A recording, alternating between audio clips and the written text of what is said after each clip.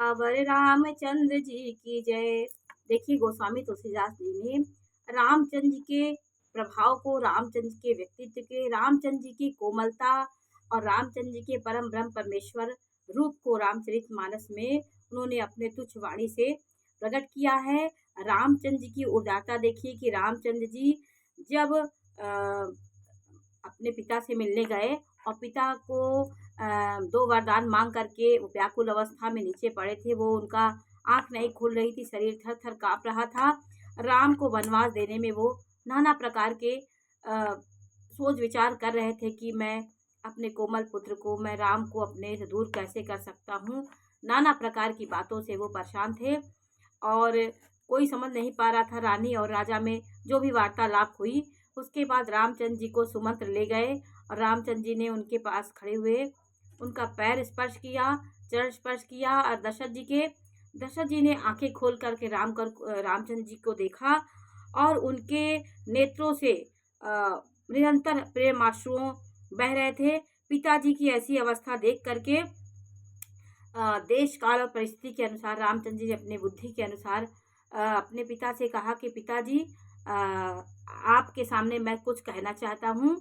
और पिताजी ने सर हिलाया, आज्ञा दी। बोल पा नहीं रहे थे, भाव से और करुणा से भरे हुए थे। तो रामचंद्र जी ने कहा, पिताजी हे तात, मैं कुछ कहता हूँ, यह ढिठाई करता हूँ। इस अनौचित्य को मेरी बाल्यावस्था आप समझिए। जैसे छोटा बालक अपने पिता से कुछ बोलता है तो पिता उसको माफ कर देते, वैसे मैं कुछ कहने को लिए आपके सामने आया हूँ। वो कह रहे हैं कि अति लघु बात लागी दुख पावा, काहू न मोहि कही प्रथम जनावा। देखी गोसाई पूछहु माता, सुनि प्रसंग भय शीतल गाता।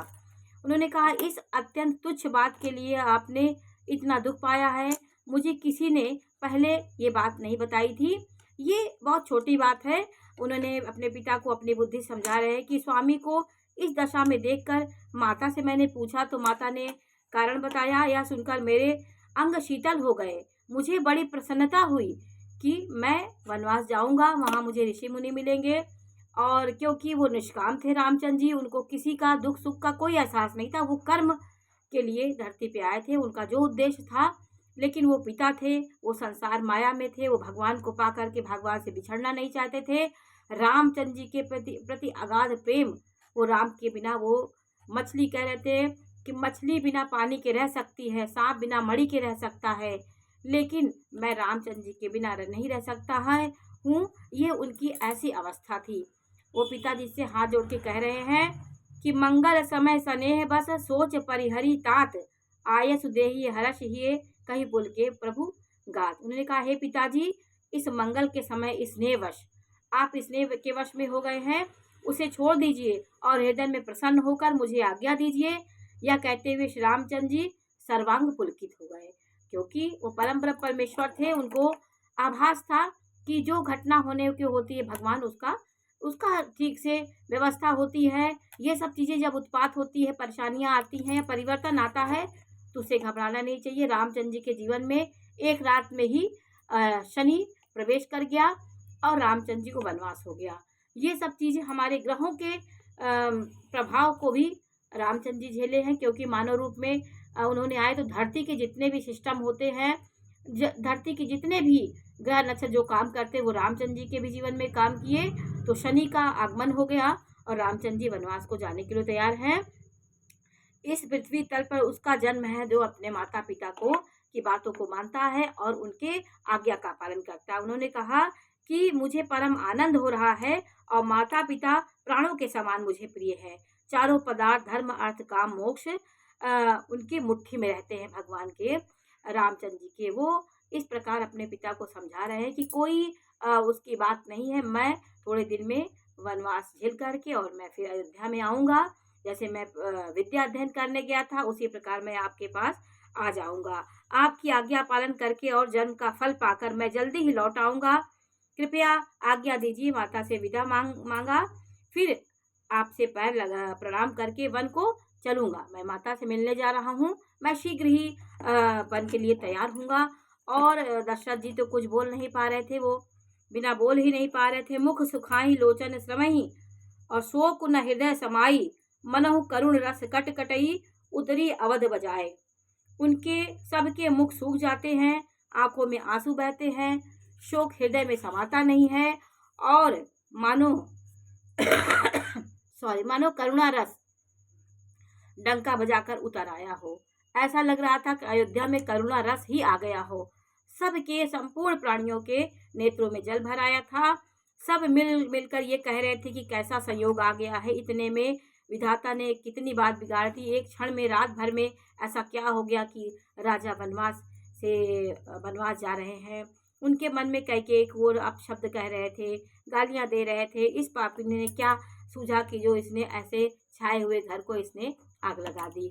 कई प्रकार से वो स्त्रियां सब इनको कह रही थी, अपशब्द कह रही थी कि अपनी परछाई भले ही पकड़ में आ जाए, पर कैकेयी की गति कोई नहीं जान सकता है।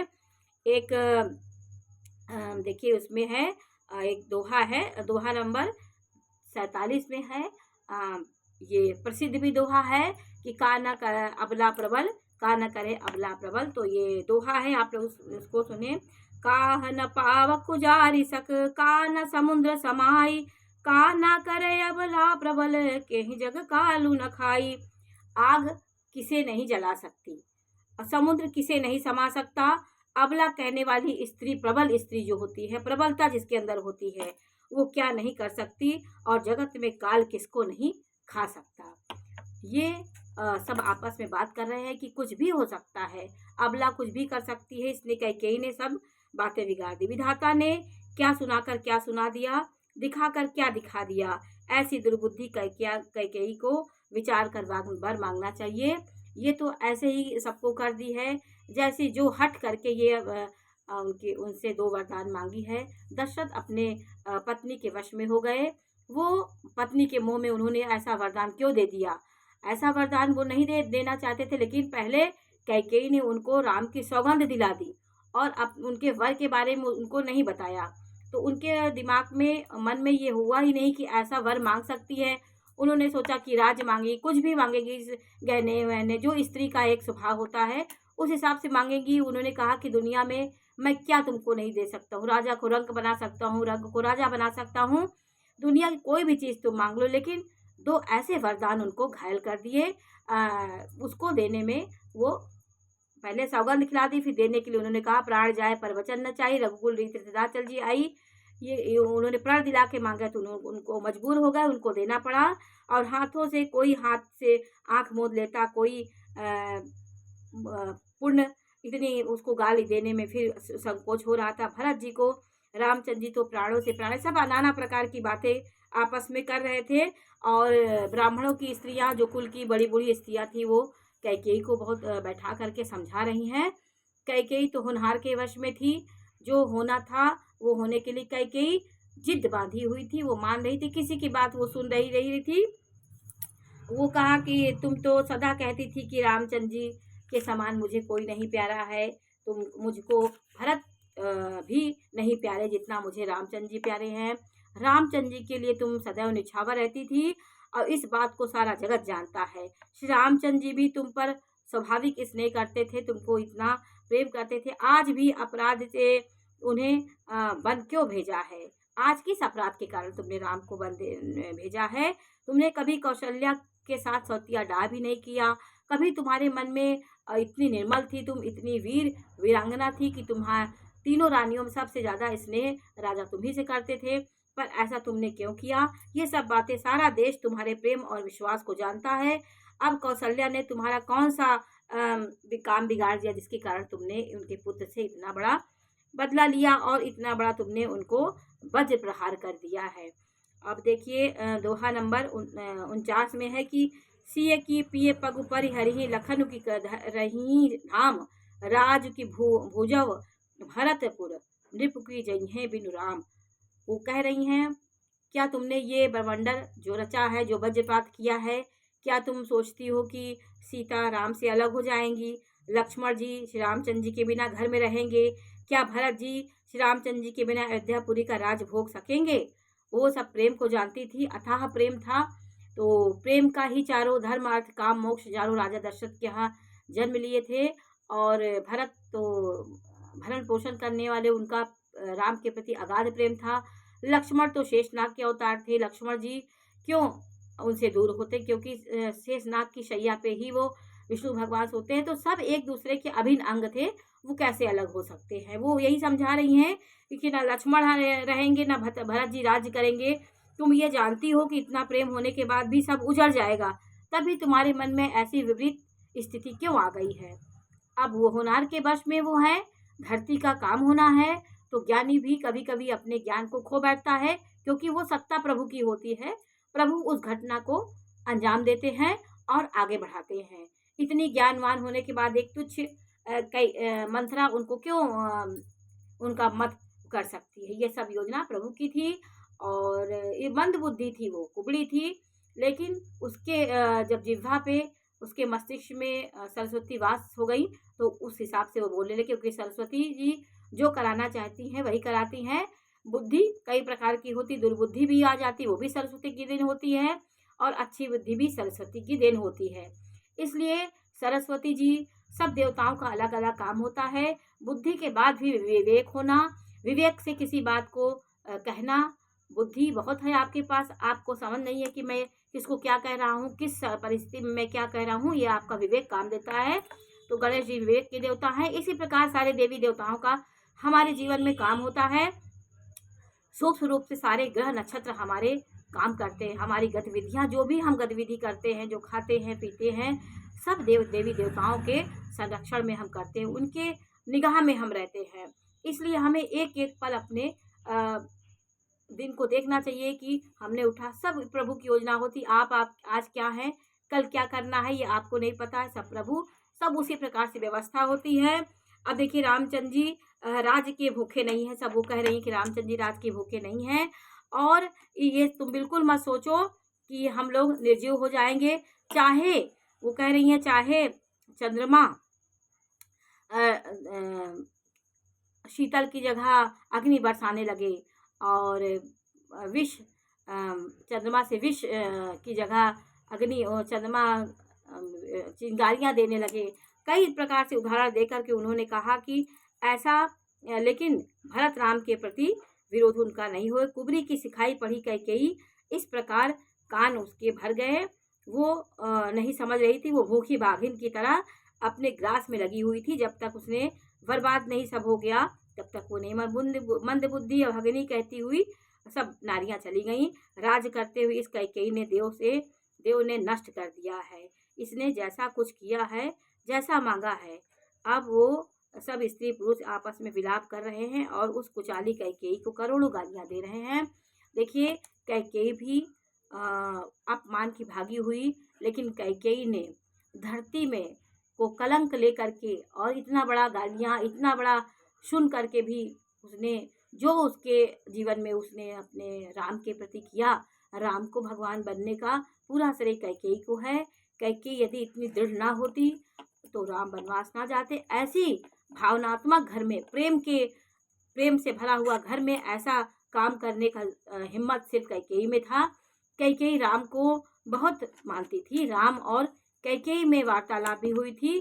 तो राम ने, ये रामचरितमानस में नहीं है, राम और रामायण में भी तुलसीदास ने लिखा है कि राम ने एक बार अपने माता से ये बात राम और उनके बीच में थी, जैसे कहते हैं सीक्रेट बातें होती हैं, तो उन्होंने यही कहा था कि माता, एक मेरे लिए आपको बहुत बड़ा कार्य करना है। तो उनकी माँ बोली, कैकेयी क्या करना है बताइए, हम तुम्हारे लिए निछावर है, जो भी तुम कहोगे हम मान लेंगे। यही रामचंद्र जी ने कहा था, माँ एक आपको बहुत बड़ा अपयश लगेगा और मुझे वनवास देना पड़ेगा। ये दोनों में वार्तालाप पहले हो चुकी थी, लेकिन इस बात को कोई नहीं जानता था।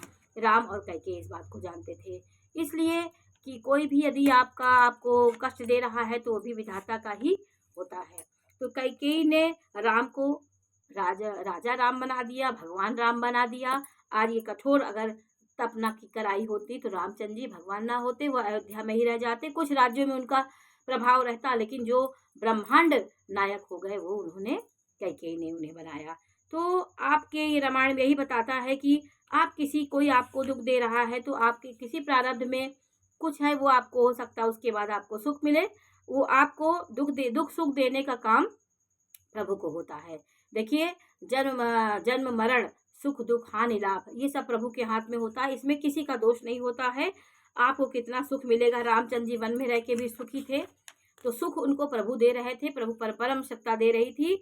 सभी पुरुष स्त्रियां अत्यंत विश्वास के साथ रामचंद्र जी राजा माता कौशल्या के पास गए। उनका मुख प्रसन्न है और चित्त में चौगुना आनंद है। रामचंद्र जी देखिए अपनी माताओं के साथ पास गए, उन्हें कोई विषाद नहीं है। वो भाइयों को छोड़कर, बड़े भाई मुझको ही राज तिलक क्यों होता, ये कहने लगे अपनी माता से कि मैं ये बात को पहले ही सोच रहा था कि चारों भाई एक साथ हम लोग जन्मे हैं, तो हमें राजगद्दी क्यों मिले, ये मेरे मन में हो रहा था, लेकिन प्रभु ने मेरे मन की कर दी। अब माता कैकेयी, अब मुझे बहुत खुशी होती, मैं राज तिलक क्यों होता, मैं सबको चाहता हूँ भरत हो जाएंगे, हमें बहुत खुशी होगी। अब माता कैकेयी की आज्ञा और पिता की मौन सम्मति पाकर यह सोच मिट गई है। अब आप लोग सहमत हैं, भरत राजगद्दी प्राप्त करेंगे, ये मुझे बहुत आनंद आ रहा है इसमें। अब रामचंद्र जी की कोमलता देखिए, श्री रामचंद्र जी का मन नए कपड़े हुए पकड़े हुए हाथी के समान और राज तिलक उस हाथी के बांधने की कांटेदार लोहे की बेड़ी के समान है। वन जाना है यह सुनकर अपने को बंधन से छूटा जानकर उनके हृदय में आनंद बढ़ गया। वो श्री रामचंद्र जी का मन नए पकड़े हुए हाथी के समान था। अब उनको जैसे हाथी को जबरदस्ती आप राज तिलक, उस हाथी के बांधने की डोरी, बांधने की कांटेदार लोहे की बेड़ी थी। अब रामचंद्र जी को राज गद्दी वो बेड़ी के समान लग रही थी, वो जल्दी उसको त्याग दिए थे। अब वो जो उनको कर्म मिला था उसको प्रेम से करना चाह रहे थे, वस्त्र वलकल वस्त्र पहनना चाह रहे थे, अब वो राजगद्दी से एकदम अपने को विरक्त कर लिए थे। अब देखिए, बंधन से छूटा हुआ जैसे हाथी होता है, उस प्रकार उन्हें आनंद आ गया और वन जाना उनके लिए सबसे अच्छा हो गया। रघुकुल तिलक श्री रामचंद्र जी दोनों हाथ जोड़कर आनंद के साथ माता के चरणों में सिर नवाया। माता ने आशीर्वाद दिया, अपने हृदय से लगा दिया और उस पर गहने तथा कपड़े नछावर किए। माता बार बार श्री रामचंद्र जी का मुख चूम रही हैं, क्योंकि विदाई हो रही है, इतने दिन उनको वन जाना है। माँ उनके प्रेमाश्रु बह रहे हैं, जल भर आया है, सर्वांग अंग पुलकित हो गया है। श्री रामचंद्र जी अपनी गोद में बैठा करके हृदय से लगा रही हैं। सुंदर आनंद, इतना प्रेम मग्न हो गई हैं कि आंखों में निरंतर आंसू आ रहा है, हृदय कांप रहा है। राजा राम को इस प्रकार वो जैसे लगता है कि विदाई अंतिम हो रही है। उनके प्रेम और महान आनंद कुछ कहा नहीं जाता, मानो कंगाल ने कुबेर पद पा लिया हो। राम की अंतिम लास्ट वो आखिरी था, रामचंद्र जी कल सुबह कल वस्त्र पहन के जाना था, जब राजगद्दी मिलनी थी जिस दिन, उसी दिन उनको वनगमन हो गया। हे तात, माता बलिहारी जाती हैं, कहो आनंद मंगलकारी लग्न कब है, मेरे पूर्णशील और सुख की सुंदर सीमा है और जन्म लेने से लाभ की पूर्णता अवधि है। अब उसका लग्न बताइए, जब मैं अपने घर से निकलूं, ये जही चाहत नर नारी सब अति आरत यही भांति, जिमि चातक चातक त्रिषित वृष शारद ऋतु स्वाति। तथा जिस लग्न को सभी स्त्री पुरुष अत्यंत व्याकुलता से इस प्रकार चाहते हैं, जिस प्रकार प्यास से चात की शरद ऋतु के स्वाति नक्षत्र की वर्षा को चाहते हैं, उसी प्रकार सही लग्न, जो आप लोग सही लग्न बताइए उसमें मैं वनगमन करूं। हे तात, मैं बलैया लेती हूँ, तुम जल्दी नहा लो और जो मन भावे कुछ मिठाई खा लो। भैया तब पिता के पास जाना, बहुत देर हो चुकी है, माता बलिहारी जाती हैं। अब क्या करें, माता तो विवश हैं, वो भलैया ले रही हैं, उनके शुभ कामना कर रही हैं। माता के अत्यंत अनुकूल वचन सुनकर, जो मानो स्नेह रूपी कल्प के फूल से, जो सुख रूपी मकरंद पुष्प रस से भरे थे और श्री राज लक्ष्मी के मूल थे, ऐसे वचन रूपी फूलों की देख करके रामचंद्र जी का मन भौरा उन पर नहीं लुभा।